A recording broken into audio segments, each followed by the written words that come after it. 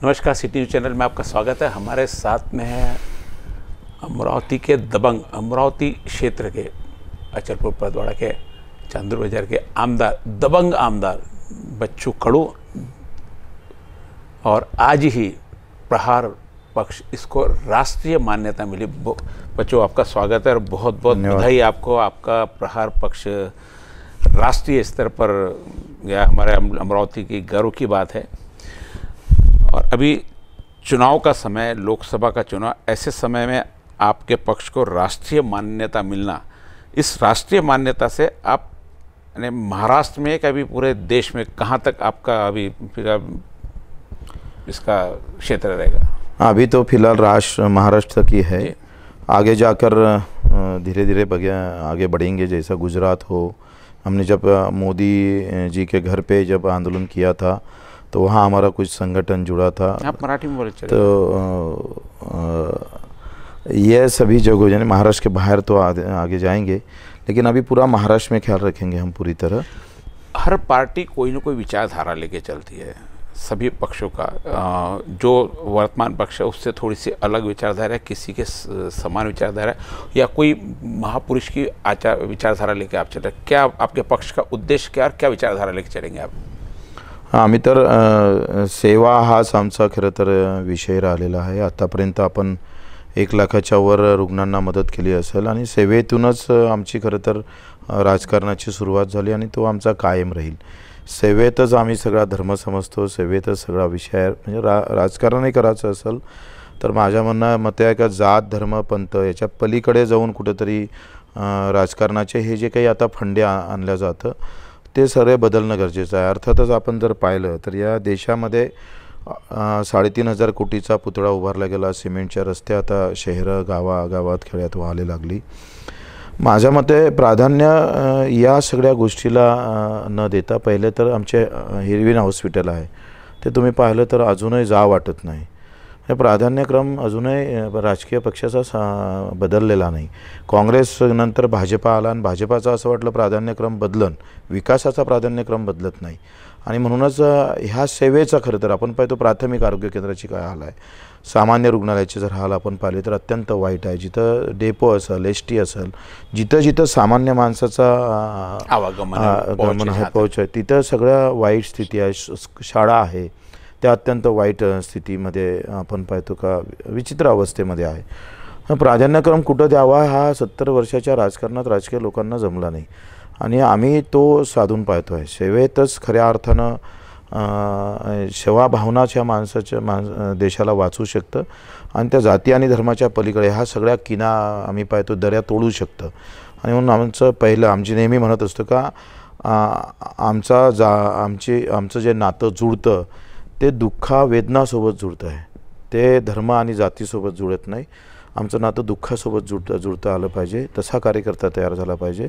मी जर मतदारसंघात आहे तर मी जाती आणि धर्मासोबत राहायचं का तिथं असणाऱ्या वेदनेसोबत राहायचं, तिथल्या वेदना काय आहे, तिथले दुःख काय, तिथल्या खऱ्या अर्थानं कशा अडचणी आहे, ह्या आमच्या खऱ्या अर्थानं विषय महत्त्वाचे ठरले पाहिजे। मुख्य रूप से आप भावनात्मक रूप से लोगों से अटैच होना चाहते हैं। आपकी जो विचारधारा भावनात्मक रूप, जो लोगों को तकलीफ है, जो समझने की, देखने की और समझने की बात अलग है। तो इसमें आप फॉलोअर्स कैसे बनाओगे अपने? क्योंकि ये तो ज़रूरत वाले लोग जुड़ेंगे आपके साथ में, लेकिन जहाँ आपको राजनीति में रहना है तो आपको आपके फॉलोअर भी लगेंगे, आपको चाहने वाले भी लगेंगे। फिर ये टीम इस माध्यम से कैसे जुड़ेगी? राजकारण म्हणजे निवडून येणं किंवा सत्तेत जाणं किंवा सत्ता भोगणं, संख्या वाढणं आमदाराची खासदाराची, इतक्यापुरती मर्यादित नाही आहे। राजकारणामध्ये तुम्हाला आवश्यकता जरी असली, आता मी आमदार एकटाच आहे, पण तुम्ही जर आमचा 25 वर्षाचा जर काळ पाहिला तर 25 वर्षात एकटा आमदार बच्चू कडू काय करणं, एकटा अपक्ष आमदार काय करू शकतं, अशा लोकांच्या साधारण भावना होते। पण आज आम्ही लोकांना विचारतो म्हणतो नाही, एकटा आहे पण दमदार आहे, आप अकेले हो लेकिन लढते हो, हा भावना महत्त्वाची आहे, लक्षात घ्या। सत्ता आणि सत्तेतून कामं म्हणजे सत्ता प्रस्थापित करणं हा फक्त राजकीय लोकांना उद्देश ठेवल्यामुळे खरा गोंधळ झाला। आपण हे लक्षात घेतलं पाहिजे का राजकारणात मी काही नवीन करेल, काही नवीन लोकांसमोर देणार, त्याच्यासाठी मी आमदारच असलो पाहिजे हा विषय नाही आहे। पहिलं प्राधान्य काय असलं पाहिजे राजकारणामध्ये राहत असताना, खुर्ची आणि सत्ता किंवा आमदारकी ही प्राधान्य नसली पाहिजे, ते तर बोनस आहे, ते चलता अधिकार भेटलं कैसे मिलेगा आपको? ना, असा अधिकार भेटणच ना. तुम्ही काम, माझं म्हणणं आहे का ते तर लक्ष राहणारच आहे, पण तुम्ही काम करत राहिल्यानंतर, तर मी आहे, आम्ही काही जातीचे गणितं थोडे मांडले होते, आम्ही पक्षाचे गणितं मांडले नाही, पैसा नाही, काहीच नाही, मग आम्हाला साध्य करता आलं ना आमदारकी. पण अकेले आमचा करना आपको जब अब राष्ट्रीय स्तर पर पार्टी है, महाराष्ट्र स्तर पर आपको जाना है, तो आपको कहीं ना कहीं तो संख्या आपकी बढ़ानी पड़ेगी. और वाढन ना, मला हर जगह आत्मविश्वास. तो बच्चों कड़ून नहीं हो सकता ना. आपको आपके जैसे तैयार कैसे करूँ, कि उसके लिए तो पूरी जिंदगी लगती है. आप अभी कोई नया कार्यकर्ता आ जाए, वो बच्चों कड़ी तरीका सोचने लग जाए, तो कैसे पॉसिबल है? अशा आज आमच्याजवळ किमान 25-30 कार्यकर्ता तयार आहे. आज आपण जर रुग्णसेवेचा जर विचार केला आणि त्या पद्धतीनं, आमच्या पद्धतीनं, म्हणजे नाही कमी जास्त होऊ शकतं, पण त्या पद्धतीनं करणारा कार्यकर्ता आज तयार होत आहे. मी सांगतो, एका इकडे आमदारकीची ताकद आणि दुसरीकडे आमच्या कार्यकर्त्याची ताकद, त्याच्यापेक्षा अधिक जास्त डावाच ठरेल, म्हणजे उजवाच ठरेल, अशा पद्धतीनंच तो काम, आमचं काम रहेगा ना. पीछे पावर आहे ना, हमारा पावर आहे, म्हणजे आमचं त्याच्या मागं ताकद आहेच. पण तुम्ही एक सांगा, तुमचं काय मत आहे का, पावर असल्याशिवाय काही करू शकत नाही? मुझे ऐसा लगता है. हां, पण असं काही नाही. मी आता आमदार अपक्ष आहे, माझी काही सत्ता नाही, माझा मुख्यमंत्री नहीं, माझे पंतप्रधान नहीं, मग आम्ही कुठं कमी पडलोय? नहीं, जहाँ प्रशासन से काम कराना पड़ता, हर जगह अड़ती जहाँ पे काम में प्रशासन की रहती. बाकी आम सामाजिक कार्यकर्ता से, सामाजिक संस्था से, लोगों से नहीं अड़ेगा आपका, लेकिन प्रशासन से कहीं काम करे. एक आमदार जाके काम कराता, एक दूसरा भी कोई दबंग व्यक्ति भी कराता, लेकिन आमदार का और दबंगगिरी दो साथ में हो तो फरक ज़्यादा पड़ता है. आमदार हे ते तर आमचं लक्ष आहे, आम्ही पहिलेच म्हटलं आहे, कारण त्याला लक्ष देताना मूळ विचारधाराला बाधा पोचली नाही पाहिजे. मला जर आता एखाद्या पार्टीत जाऊन मला मंत्रिपद भेटत असेल, तर माझी मूळ विचारधारा आहे त्याला कुठेतरी बाधा येईल, ते संपुष्टात येईल. आणि म्हणून मला पहिलं, मी जे काही विचार करेन ते माझा मूळ जे विचारधारा आहे, माझं मूळ काम आहे, त्याला कुठं अडचण बाध्य होत असेल तर मी ते नाही स्वीकारणार. आजकाल राजकीय लोक, यही प्रश्न आपसे दूसरी भाषा में पूछने वाला था कि आमदार और दबंगगिरी, सभी आमदार, हर आदमी दबंगगिरी करना चाहता, फिर आप कैसे कर पाते, बाकी लोग क्यों नहीं कर पाते? इसके पीछे क्या रीज़न? याच्या मागं पावर उनके पास में भी उतनी ही है जितने आपके पास में है. तुम्ही एक लक्षात घ्या, दबंगगिरी दाऊद इब्राहिमची होऊ शकत नाही. नहीं वो नहीं, अतिरेक की हो नहीं सकती. जिसका काम अच्छा है, दबंगगिरी तो हम दबंग तो छत्रपति शिवाजी राजे भी थे, बाबासाहेब आंबेडकर, हां, ते पण होते, पण ते का होते दबंग, त्याच्या मागचं मूळ त्यांचा विचारधारा होती. मी सांगा, मी एखाद्या मंत्रालयात अधिकाऱ्याला मी बोललोय, पण बच्चू कडू स्वतःसाठी बोलला का? तो स्वतःसाठी करतोय का? आमचा त्याच्या मागचा जो विचार आहे, त्या घटनेच्या मागचा जो विचार आहे, तो समाजसेवेचा आहे, तो सेवेचा आहे.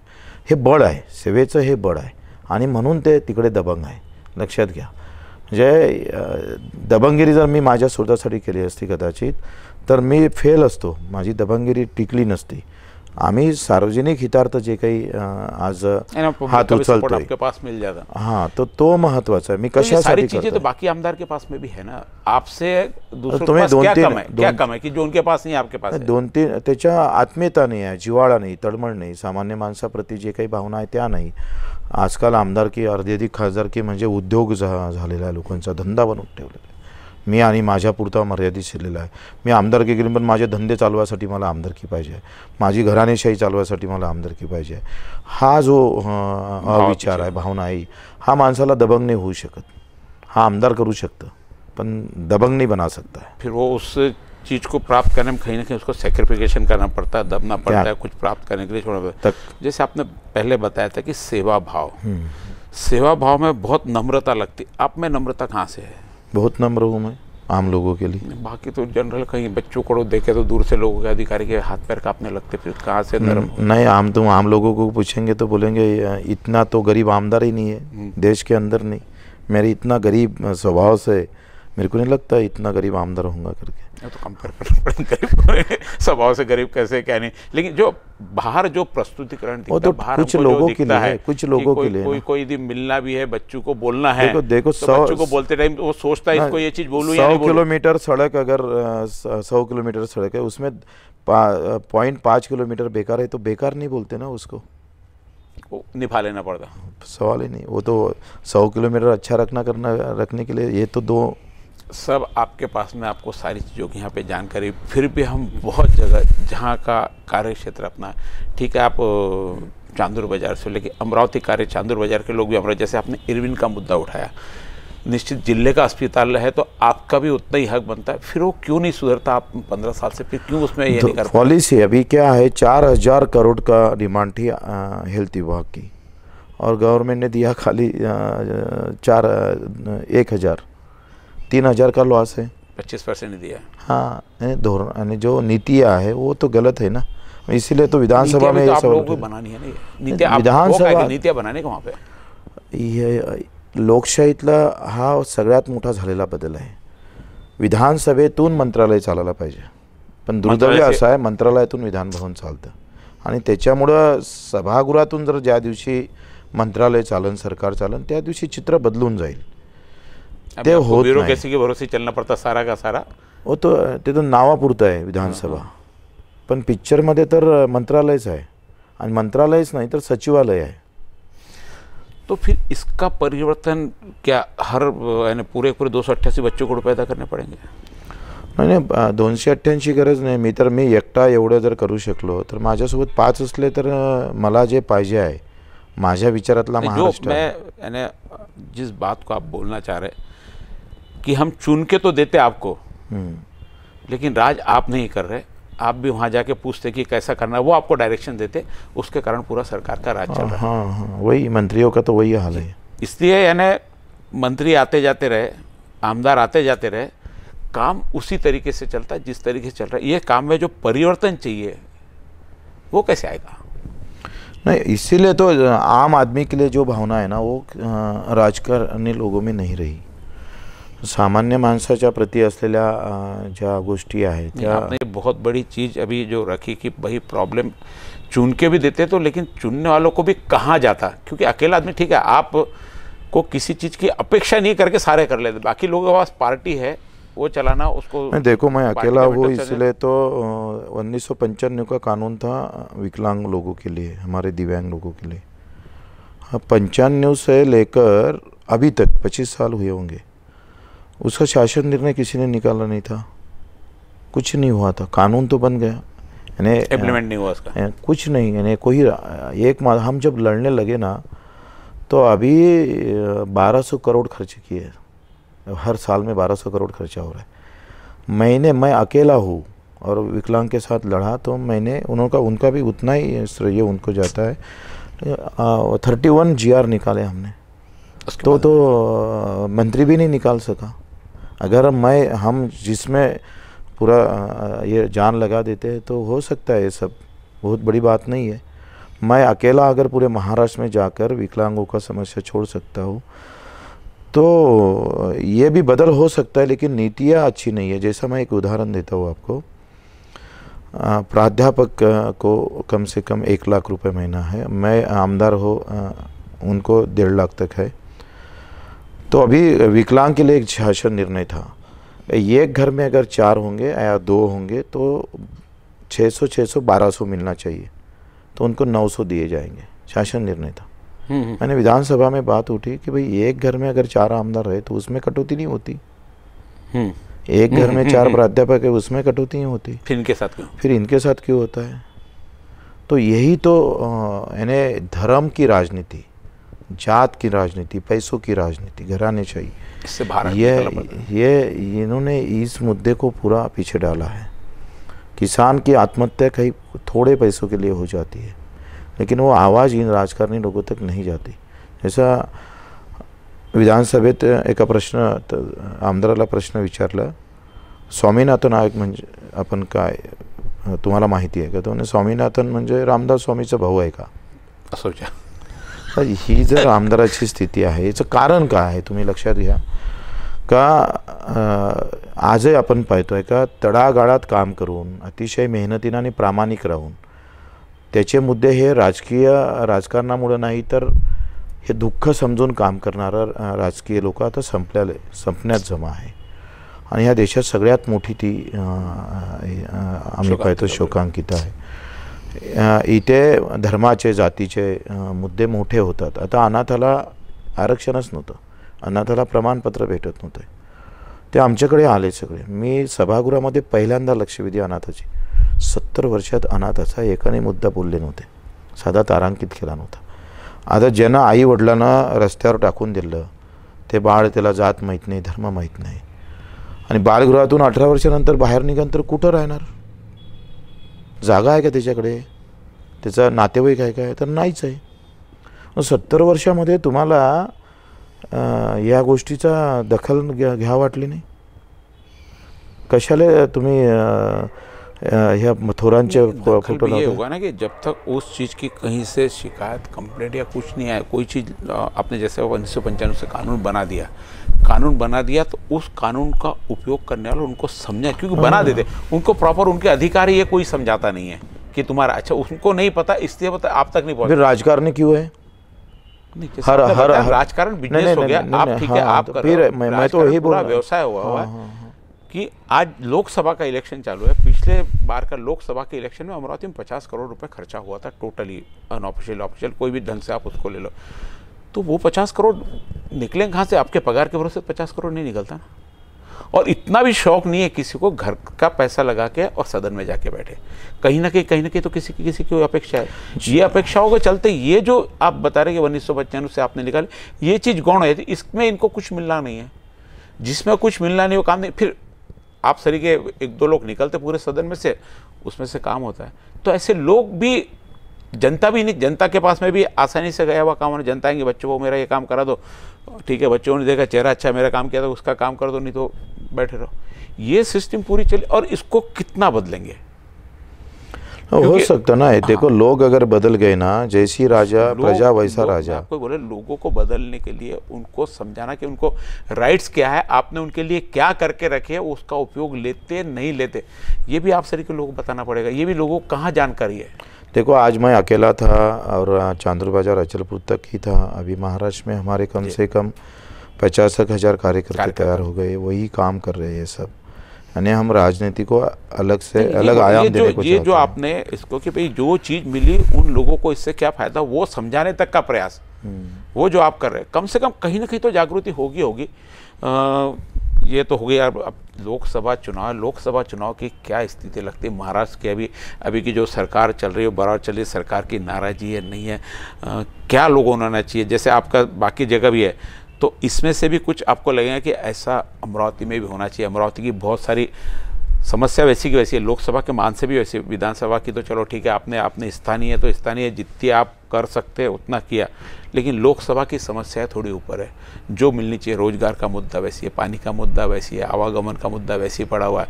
हर व्यक्ति किसान की बात करता है, हर 5 साल बाद आएगा फिर किसान की बात करेगा, अगले 5 साल बाद किसान की बात करेगा। ये किसान की बात करना कब खत्म होगा?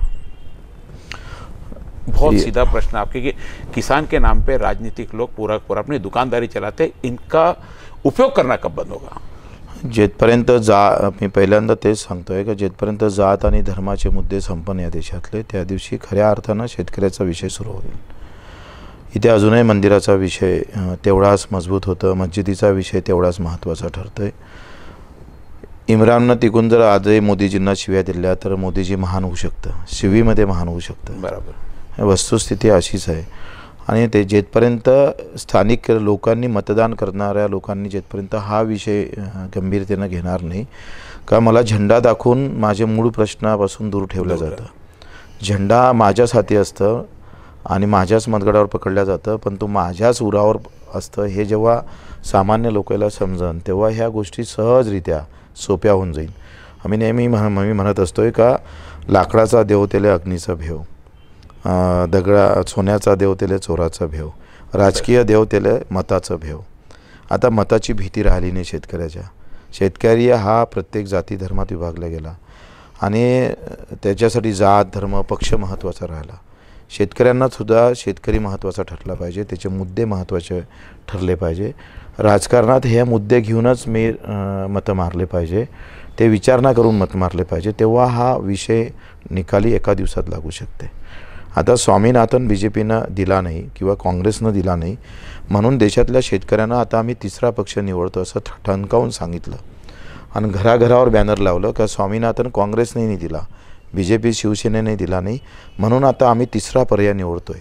असं एवढं जेव्हा त्या दिवशी म्हणन त्या दिवशी हे प्रश्न मिटन. बहुत लंबी प्रक्रिया नहीं, प्रक्रिया है. सीधी क्रांति वाली बात होगी नहीं, क्रांति कब आएगी ऐसी का?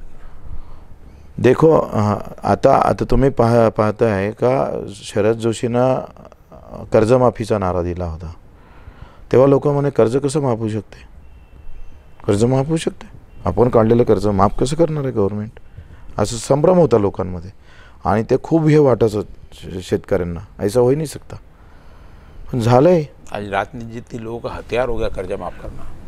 नाही माझं म्हणणं काय असू द्या, हे जरी असलं तरी उसका उपयोग वोट के लिए कर लेते ना.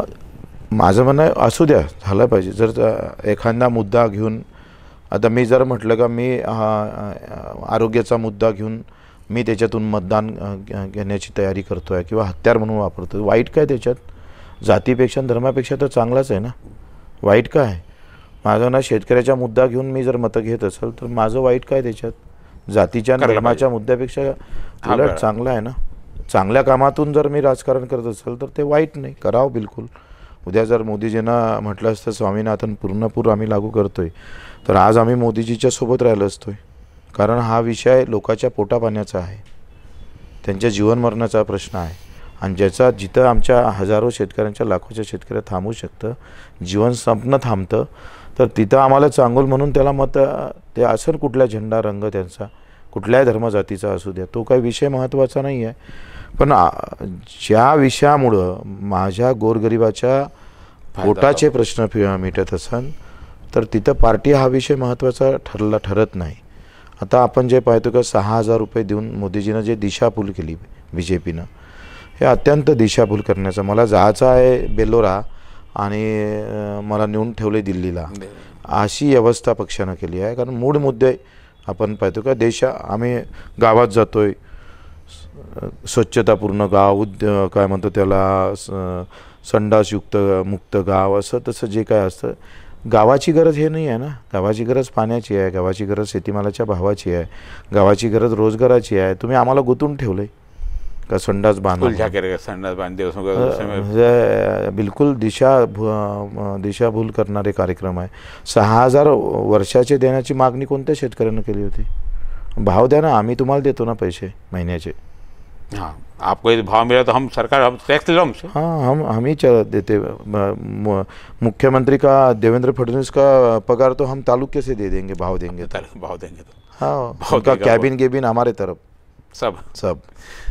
अभी लोकसभा का चुनाव, जैसे हम अमरावती पे यदि कॉन्सेंट्रेट करें पूरा का पूरा, मैंने हर बार देखा, इतने सालों से देख रहा हूँ मैं कि लोकसभा का चुनाव आया तो धारणी मेलघाट लीडर के लिए सबसे इम्पोर्टेंट जगह बन जाती है. ऐसे समय अमरावती शहर, ये भी लोकसभा क्षेत्र में आता है, इसके तरफ कहीं किसी का ध्यान नहीं दिया. आप यदि पिछले 50 सालों से भी यदि देख रहे होंगे यहाँ पे, जितने सालों से भी, तो अमरावती जिला बोलो, अमरावती लोकसभा मतदार संघ बोलो, विधानसभा मतदार संघ बोलो, सरकार का ऐसा कोई प्रयास अमरावती में जिसके कारण रोजगार उपलब्ध हुआ यहाँ के व्यक्ति को, सरकार के कारण कमाई हुई है. अमरावती की बात कर रहा हूँ, अमरावती शहर की, अमरावती जिले की. सरकार ने प्रयास किया, ये ला दिया, चलो इससे रोजगार मिल गया, ऐसा कोई आपको ध्यान में आता? पहिले तर रोजगार हा विषय जो आहे तो उद्योगाशीच जोडला गेलेला आहे, हे चुकीचं आहे. उद्योग आणि रोजगार हे जे काही समीकरण आपण मांडतोय ते काही पूर्णता खरं नाही आहे. आपण पाहतोय का आता जितके आपण उद्योग आणले त्याच्यात किती स्थानिक लोक लागले हे तपासून घ्या. इंडिया बुल्समध्ये स्किल लेबर कोणते आणि मेहनतीनं काम करणारे लोक कोणते हे तपासून घ्या. आणि माझं असं म्हणणं आहे का जे गांधीजी जसे म्हणत होते का तुम्ही गावापर्यंत जात असताना तुम्हाला उद्योग घेऊन गावासोबत जावं लागेल. गावात जे माल तयार होतं त्याच्या प्रक्रिया करावं लागेल आणि प्रक्रियेतून ते गाव मजबूत करावं लागेल. कायमस्वरूपी रोजगार इथं प्राप्त होऊ शकतं. टाटा, बिर्ला, अंबानी याच्या पुरता आम्ही पाहतोय का 10,000 रोजगार देणार, पण लुटणार किती, सरकारपासून पैसे किती घेणार आणि प्रत्यक्षात आम्हाला रोजगार किती भेटणार. मैं आपकी पहली बात से सहमत हूँ और पहली बात की तरफ भी मैं वापस पूछना चाहता हूँ. सरकार का प्रयास मतलब कि जैसे यहाँ पे संतरा अपने यहाँ बहुत था, संतरा की जो प्रक्रिया करना, उसके लिए यदि सरकार कोई सहायता करती वो उद्योग लाने के लिए, तो निश्चित स्थानिक उद्योग, जैसे अमरावती में अभी 3 बड़े मार्केट, होलसेल मार्केट बने हुए हैं, 8 से 10 हज़ार लोगों का वहाँ पे रोजगार है. लोकल टोटल अमरावती के लोगों की मेहनत, इसमें सरकार का कहीं, ऐसे सरकार भी तो प्रयास कर सकती ना कुछ. उद्योग, मैं एक उद्योग एग्रीकल्चर बेस पे ही बता रहा हूँ आपको. नाही कसं आहे, आता साखर कारखाने झाले, शेतकऱ्याचे आंदोलन थांबले नाही ना. सगळ्यात जास्त आंदोलन कुठं होतं? जहाँ कारखाने रहेंगे, जो एक्चुअल जहाँ लेबर रहेगा, जहाँ एग्रीकल्चर रहेगा, जहाँ नहीं, उसका लेबर प्रोडक्शन- की बात तो छोड़े, जहाँ प्रक्रिया उद्योग हो जाता है, लोग बोलते प्रक्रिया उद्योग किया तो फिर किसानों की समस्या मिट जाती, बढ़ जाती है। बरोबर आहे, तो बढ़ गई. आणि गव्हाचे पीठ करण्याची प्रक्रिया प्रत्येक गावात आहे. एका गावात 10 आहे गव्हाचं पीठ होणे, प्रक्रियाच आहे. मग गव्हाचे भाव कुठून नाही वाढत? प्रक्रियाच आहे ना, ते धोरणं बेकार आहे. प्रक्रिया उद्योग हा एक उपाय होऊ शकतं, मी त्याच्याबद्दल दुमत म्हणजे माझं मत सपोर्टेड हो सकता है, पण धोरणं वाईट असेल तर फिर कुछ नहीं हो सकता. म्हणजे आज दाल मिलवाला मेला आणि डाळ उत्पादनवाला मेला. म्हणजे 5 रुपये किलोची तूर विकत आणायची तुरीचं, आणि गव्हर्नमेंटनं 36 रुपये किलोनं तूर बाहेर विकायची, मेला ना दाल मिलवाला. हे जे धोरणं आहे ही खऱ्या अर्थानं शेतकऱ्याला मारक आहे. मी सांगतोय, शेती हे उद्योगा म्हणून जर पाहायला गेलं, शेतीतूनच रोजगार निर्माण करण्याचं पाहिलं तर कारखाने आणण्याची गरज फार पडणार नाही. तुम्ही आज आपण पाहतोय का 75% लोक आज जे गावातून शहरात आले ते रोजगारासाठी आले असणार. पण शहरातच गावातच जर भाव भेटला असता तर पहिले असं म्हणत होतं का कनिष्ठ काय 3ऱ्या नंबरवर नोकरी होती, सेकंडवर व्यापार होता आणि पहिला शेतकरी होता. हे दिवस आणू शकतं, पण सरकारला तसं करायचं नाही आहे. सरकारला शेतकऱ्याला मारायचं आहे, लुटायचं आहे, दरोडे टाकायचे आहे आणि त्याला संपवायचे आहे. हे धोरण आहे आतापर्यंत. 13,000 रुपये क्विंटलची तूर 5,000 रुपये क्विंटलवर का आली? वाढलेले भाव स्थिर राहत नाही, कमी झालेले भाव स्थिर का राहतं? मला हा प्रश्न आहे का तुम्ही विदेशातून 18,000 रुपये क्विंटलनं तूर विकत आणली असन, इतका खर्च तुम्हाला आला, मग आमच्या देशातली तूर 5,000 क्विंटलनं का चालली? मी सांगतो का हे जर भाव भेटले तर तुम्हाला असं वाटतं कोणी रोजगार मागन म्हणून? नहीं, मग शेती हा फिर लोग महंगाई के नाम से चिल्लाएंगे ना उधर.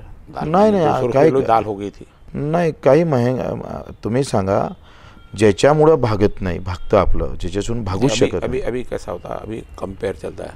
कांग्रेस के सरकार में 200 रुपये किलो दाल थी, हमने 70 रुपये किलो दाल कर दी. ये 70 रुपये किलो मुझे लगता है कि ये अच्छा है कि बुरा है? मुझे लगता है अच्छा नहीं है. 200 के 200-250 रुपये दाल होनी चाहिए थी. पहिली तर गोष्ट आहे, तुम्ही एक सांगा फेरवणी घेताना त्याच्यापेक्षा जास्त महाग घेता. दुसरी गोष्ट आपण पाहतो का जी महाग व्हायला पाहिजे, विनोबा भावे खूप चांगले म्हणायचे का शेतकऱ्याचे दिवस चांगले कसे येईल, तो विनोबा भावे ग्लास जो होता है वो सस्ता होना चाहिए और ग्लास में जो दूध है वो महंगा होना चाहिए, तब अच्छे दिन आ सकते देश के. अभी वैसा नहीं है. सही लास्ट में एकदम कि जो बस वो जो चीज़ महंगी होनी चाहिए थी वो सस्ती, पेट्रोल सस्ता होना चाहिए तो महंगा हो रहा है. हाँ. ये वो महंगा कितना भी चलता है, पेट्रोल तो 400 रुपये कर दो, क्या होगा, गाड़ियाँ कम घूमेंगी. हाँ, इतना ही होगा. और जो गरीब है उसको सस्ता दो ना, तुम सस्ता धान्य दुकान से दो ना दाल. लेकिन किसान के जब में हाथ डालकर सस्ता करने की जो भूमिका है दरोडेखोरी है. नहीं, यदि आपका प्रोडक्शन यदि महंगा बिकता तो आपके पास भी पैसा है ना, महंगा खरीदने की कैपेसिटी आपकी भी तुम बनती है ना. 7वां वेतन आयोग दे रहे हैं, महंगाई भत्ता भी दे रहे हो, और जो दाल ले नहीं सकते उसको आप सस्ता धान्य दुकान से दो ना.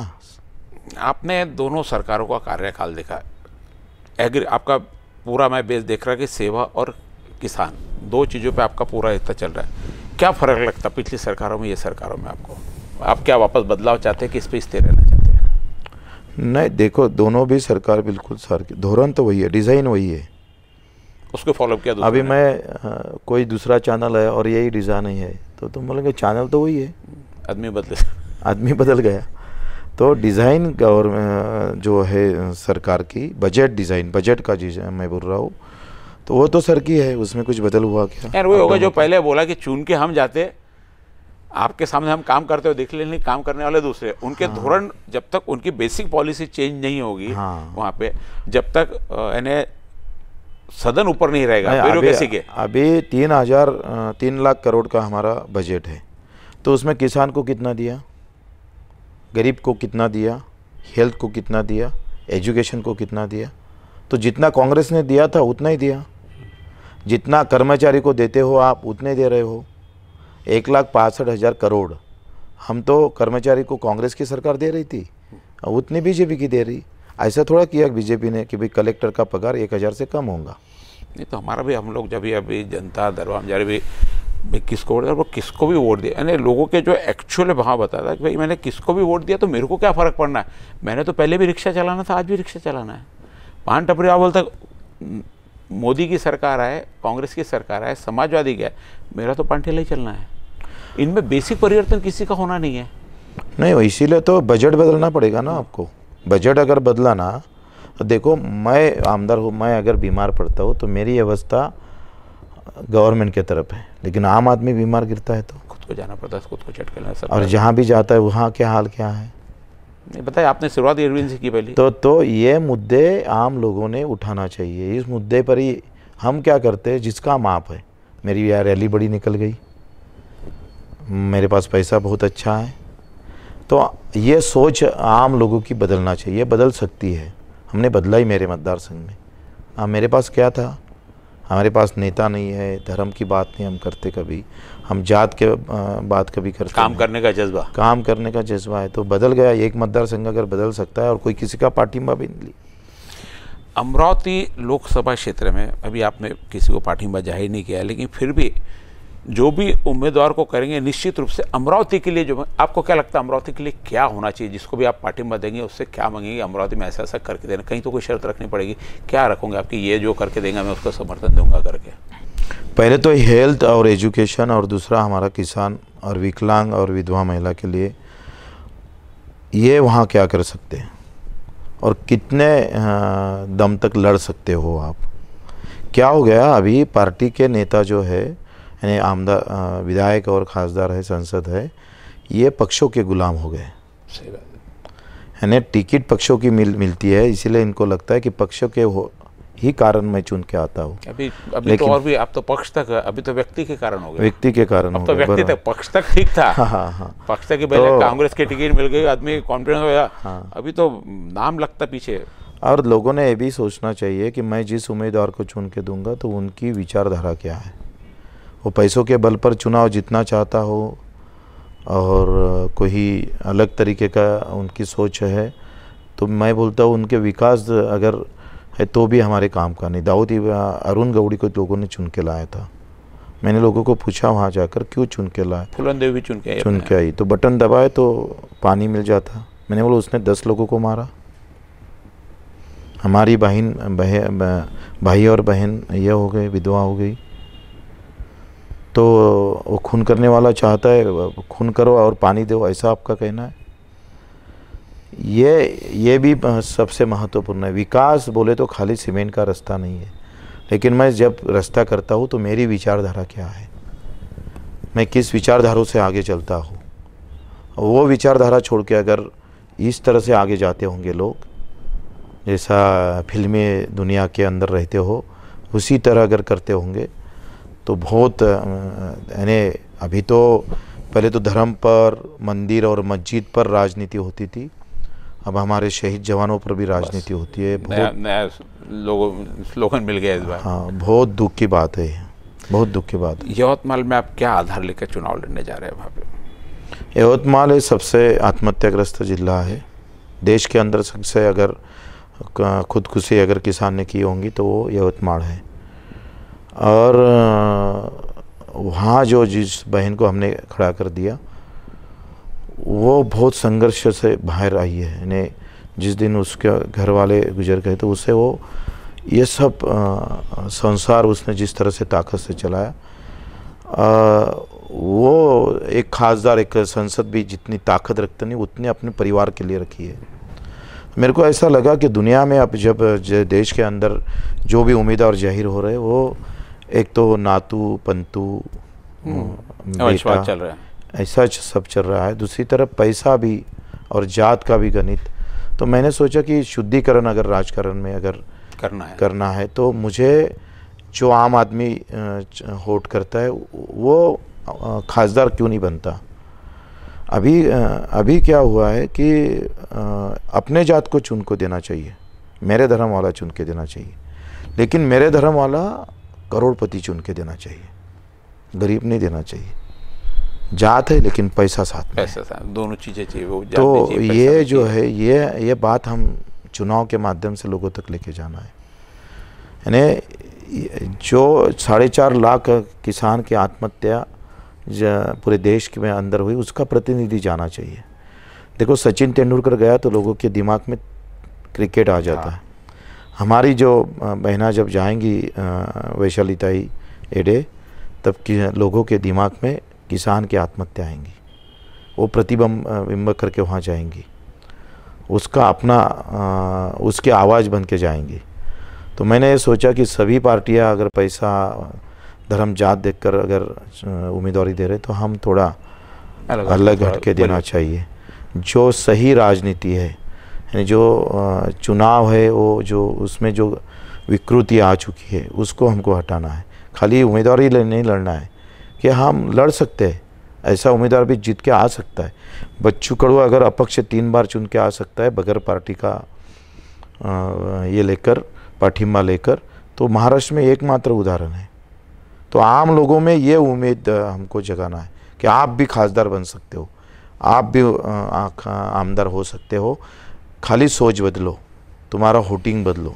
आप लिमिटेड समय में सारा ये कर पाएंगे पूरा, क्योंकि आपके पास में पक्ष नहीं, स्टार प्रचारक नहीं, आप अकेले ही प्रचारक हो, पूरे स्टार प्रचारक। भीड़ जमा करने के लिए वहाँ कोई ऐसा वो नहीं, पैसा नहीं, आपके सामने 2 पैसे वाले दबंग लोग खड़े सारे सारे, कैसा मैनेज कर पाओगे सारा? तो मैंने लगता है कि जनता ऐसे व्यक्ति के लिए प्रति अपना निर्णय और अपनी सोच बदलेंगी। बहुत स्पष्ट पूछ रहा हूँ आपसे। देखो, मैं जब चुनाव में निकला तो मेरे पास क्या था, मैं तो स्टार प्रचारक भी नहीं था। नहीं, आपका क्षेत्र और आपका कार्य क्षेत्र, आप वहाँ खुद एक योद्धा के रूप में था, यहाँ आपको किसी और के लिए लड़ना है। देखो, मैंने जो सोच कर, जो विचारधारों से मैंने जो उम्मीदवार खड़ा किया है, वही विचारधारों से हर गांव का आदमी कार्यकर्ता बच्चू कडू बनेगा। पूरा आत्मविश्वास है, मुझे पूरी उम्मीद है देश में चमत्कार होगा।